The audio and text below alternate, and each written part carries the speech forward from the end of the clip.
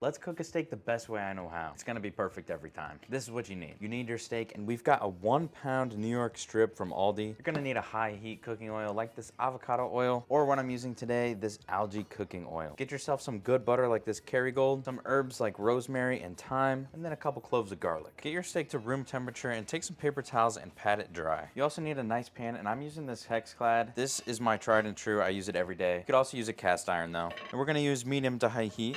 Now we can throw in some algae oil. Right before we're about to put our steak in the pan, go ahead and put some salt on this. We're gonna salt it pretty heavily too. We're gonna start by searing the fat cap. All right, we've got a good sear on the fat cap right here. So now we're just gonna lay it down. And of course, we're gonna top it with a steak weight. Make sure we get a nice even pressure across the steak, so that way it cooks and sears evenly. And we're gonna flip this steak after every minute. That is a really nice sear we got going. Lower the heat. Now we can throw in some butter, our garlic, some thyme, and rosemary. And we can start basting. All right, we've basted our steak. Now we can let it rest on a wire rack for about 10 minutes. We're gonna put our herbs and garlic butter on top of it while it rests. 10 minutes is up. And we overcooked it. Always gotta top it with a little flaky salt.